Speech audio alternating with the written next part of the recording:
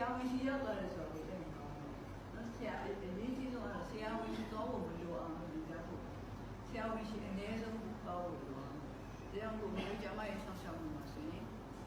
မူဝါဒကိုပြောင်းလိုက်တာဆိုတော့ public health ဒီသူကျမရေးကို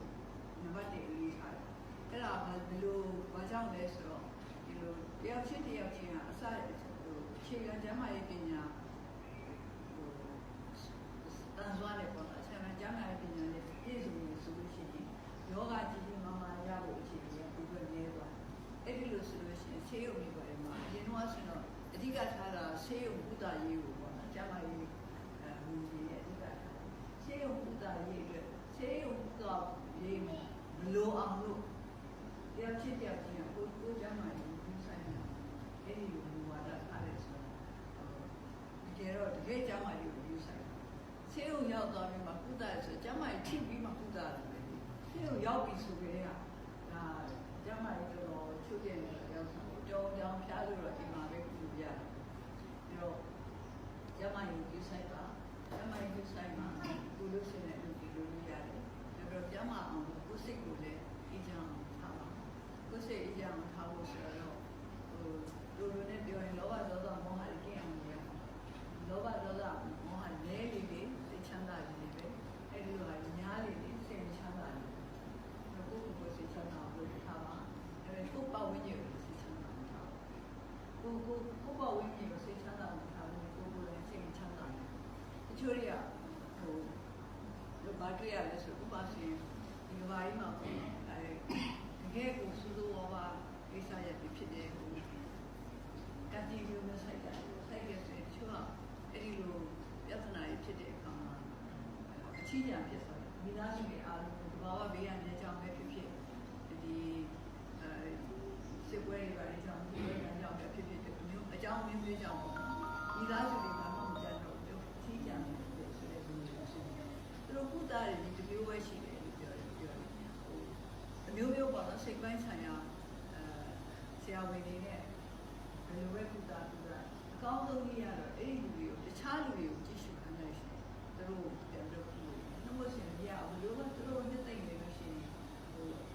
အများမရောက်နိုင်တဲ့အားတွေကသူတို့လိုပဲဒုက္ခရောက်တဲ့လူတယောက်ရောက်ဒါမှသူတို့လည်းပို့တော့အခြေအနေဆိုးနေတယ်ကူညီဖို့မစားဘူးအဲ့လိုကြောင့်ပဲပေးပြီးတော့အဲ့ဒီဟာလွတ်ထားဖို့စိတ်ပါတော့လွတ်ပေးလိုက်လို့ရှိရင်သူတို့စိတ်သက်သာလူများကိုကူညီခြင်းအဖြစ်ကိုယ်စိတ်သက်သာမှုရတယ်။နားလဲလေတာအော်ဒီလိုပဲဖြစ်ပါတယ်။တို့ကိုတယောက်တည်းမဟုတ်တခြား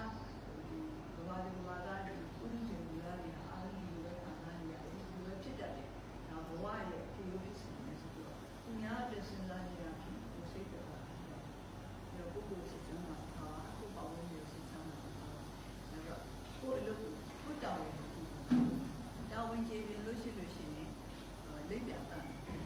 တဲ့အခါကျတော့စိတ်အေးတော့အိပ်လို့လေစားကောင်းတယ်အဲ့တော့ကျမရေးဆိုတယ်ကောဒါကြောင့်မို့တောင်းရင်တော့ဘယ်တော့မှမနေပါနဲ့အခုဒီမှာရှိတဲ့လူတွေအားလုံးဝင်သားနေကိုယ့်ရဲ့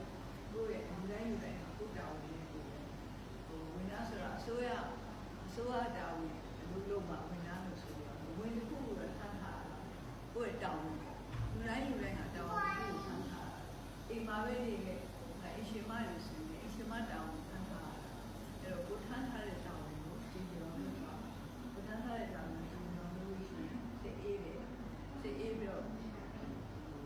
ကိုကြောင်းမအေးတယ်တော့နောက်တစ်ခုကဒီလူတွေကြားထဲမှာနေတယ်ဆိုတာတခြားလူတွေရဲ့အမြင်တခြားလူတွေရဲ့ဒီလိုမှုတွေပါလို့လုံးဝမယူဆိုင်ဘူးဆိုတာလေရှိထားရှိလို့ရတယ်တိတ်ယူဆိုင်တာလို့မကောင်းဘူးကြောင့်လို့ဒီလိုကိုကိုဆရာတော်ဘုရားကြီးကနေပြီးတော့ဩဝါဒအကျဉ်းပေးတယ်နေရတယ်ပေါ့နော်6တိုင်းလည်းမကြောက်နဲ့မကြောက်ခဲလည်းမနေနဲ့ဒါလည်းကြုံတဲ့အခါရှင်းပြတယ်6တိုင်းကြောက်နေဆိုတော့အားလုံးနားလေတယ်မကြောက်ခဲလည်းမနေနဲ့ဆိုဒီတော့ရှိ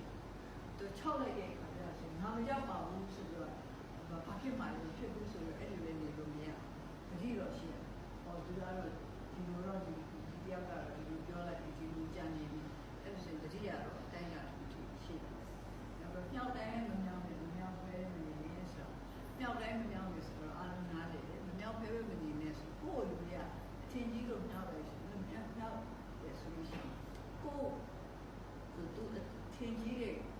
ရှိတဲ့အကောင်းဘက်ကကောင်းတဲ့အရေးချင်းတွေကိုထိမ့်သိမ်းရမယ်မြင့်တင်အဲ့လိုလို့ဆိုလို့ချင်းတဲ့စိတ်ကရှိတယ်တန်ဖိုးထားရမယ်လူတွေကတခြားလူတွေရဲ့ကိုယ့်ပေါ်မှာထားတဲ့အမြင်ကိုယ့်ပေါ်မှာရှိတဲ့အမြင်ကိုအတိုင်းအတာတစ်ခုတန်ဖိုးထားအဲ့ဒါလူရင်းနဲ့မပေါ့တချို့ကဆိုရင်ဒီများအကြိုက်လိုက်လို့ထားအဲ့ဒါမျိုးကနောက်ဆုံးကြတော့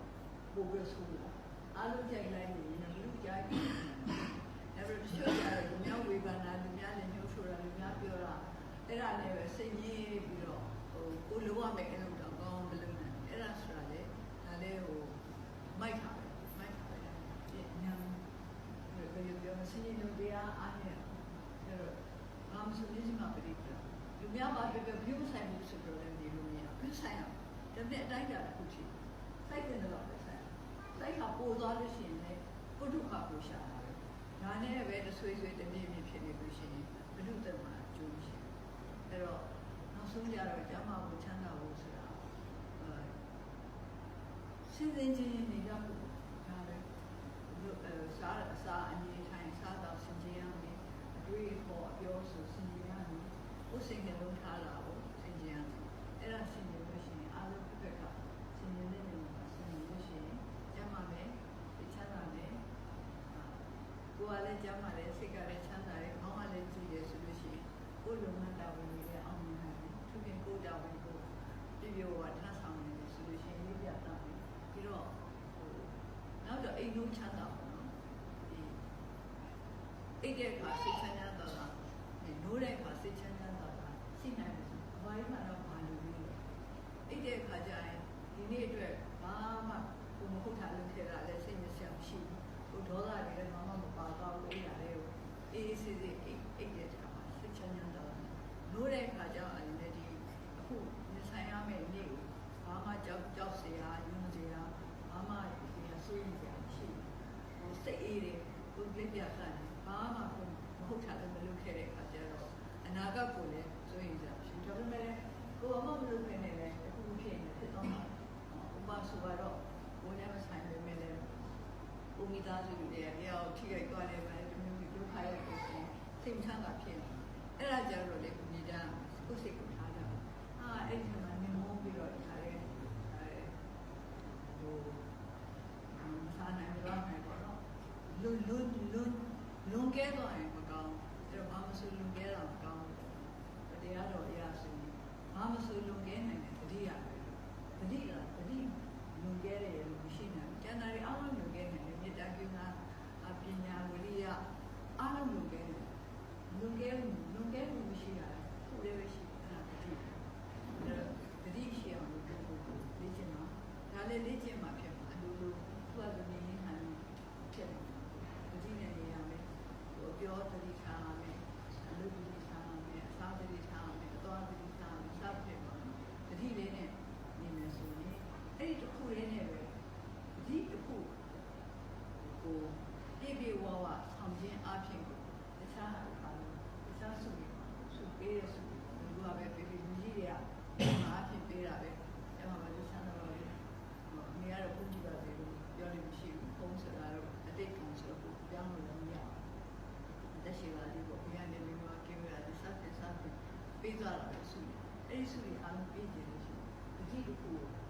လက်ထဲမှာစုကြိုက်တာအဲ့ဒီပြေဖို့ရတောင်းဖို့ပြလိုက်တတိယတော့တောင်းဖို့ဖွင့်ပြလိုက်ဆက်လျှောက်ရတယ်ရှိတယ်ရှောက်ရည်တနားနဲ့တနားကျရတယ်တတိပဲဒါကြောင့်လို့တရားမှတ်တယ်ဆိုတာပါပဲတတိကိုစိတ်နောက်အဲ့ဒါတော့ခက်ဆုံးတယ်ဒီတိုင်းဒီမှာကိုစိတ်ကိုထိမ့်သွားခက်ဆုံးကိုလက်ကိုထိမ့်လို့ရတယ်ဇက်ကိုထိမ့်လို့ရတယ်ခြေထောက်ကိုထိမ့်လို့ရတယ်ဒါပေမဲ့စိတ်ကိုထိမ့်လို့ရ